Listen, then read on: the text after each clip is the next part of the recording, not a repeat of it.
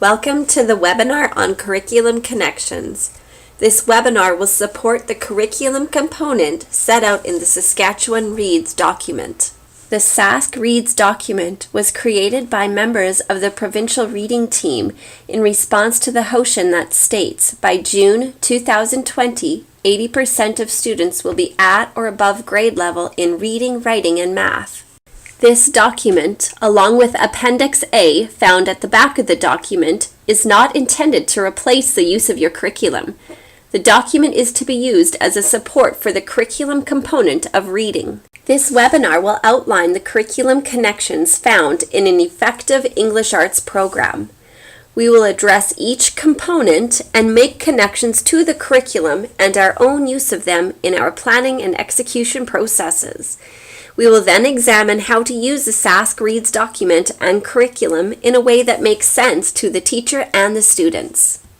The first component to an effective language arts program is to provide meaningful contexts that address the big ideas found within the curricular outcomes.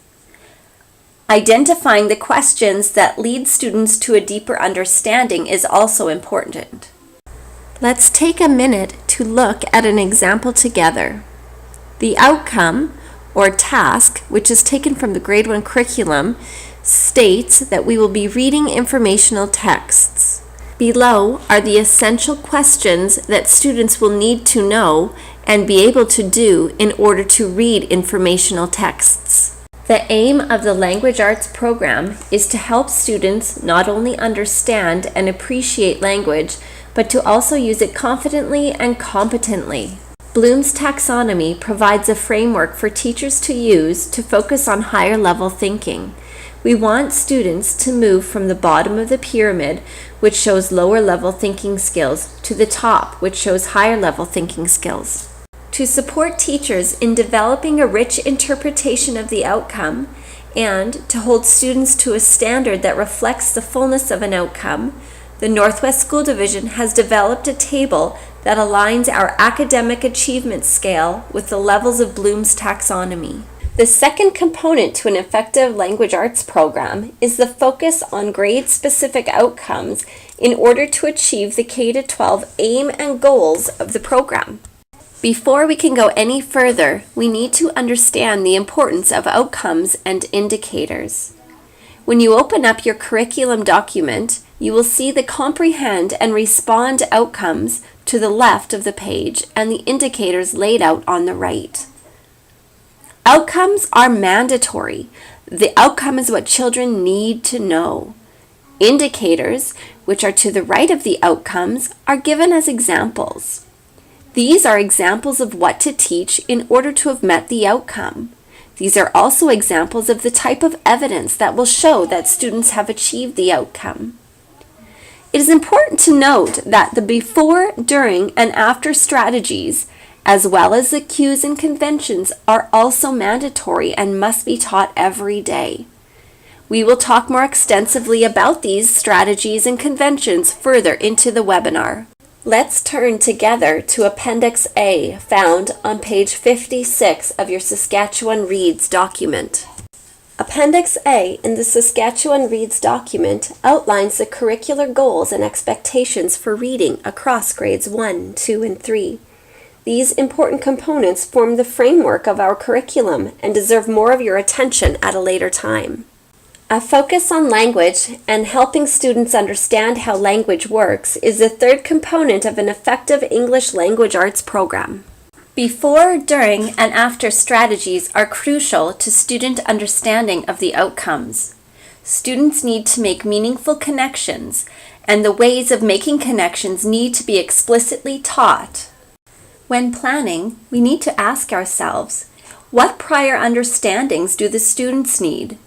What can I do during the lesson to facilitate connections? And how can I further student understanding after? As you dig into your ELA curriculum, you will see the before, during, and after strategies outlined. It is interesting to note that the language arts curriculum for grades 6 to 9 outline the same strategies but in more specific detail. Here is an example of how to take a curricular outcome and break it into before, during, and after strategies. This is an example of a Grade 1 outcome. Comprehend and respond 1.4. Read and comprehend grade level texts. For this specific example, we will focus on informational texts. In order for students to read informational texts, these are some of the understandings they need to know before you can even teach informational texts. Let's take a look at some of the before strategies.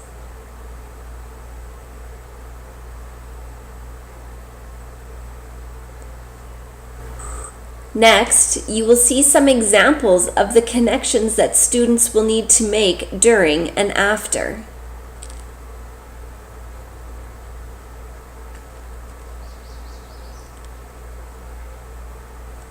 The fourth component to an effective English Language Arts program is teaching students through powerful cognitive and communication strategies.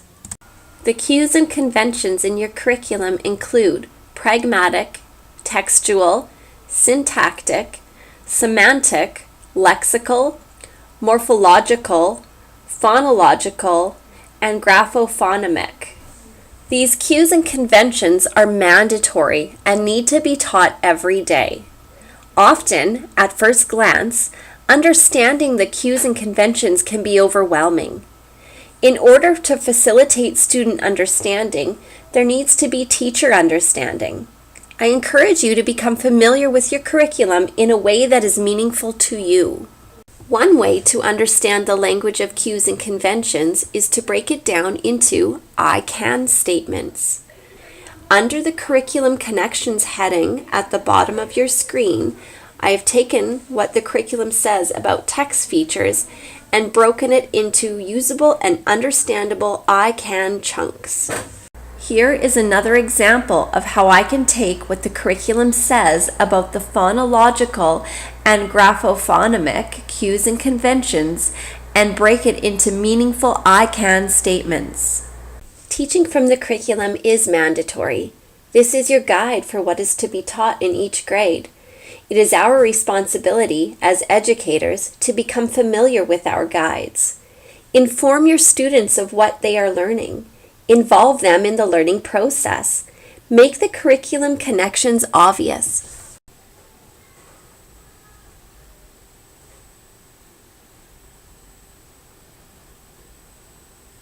The fifth component of an effective English Language Arts program is to include a range of texts, oral, print, and other media. The sixth component is to encourage student inquiry, social responsibility, and self-reflection. In closing, we need to always be looking for opportunities to include and infuse First Nations and Métis content and perspectives. We need to be purposeful in the way we introduce and use this content and perspectives.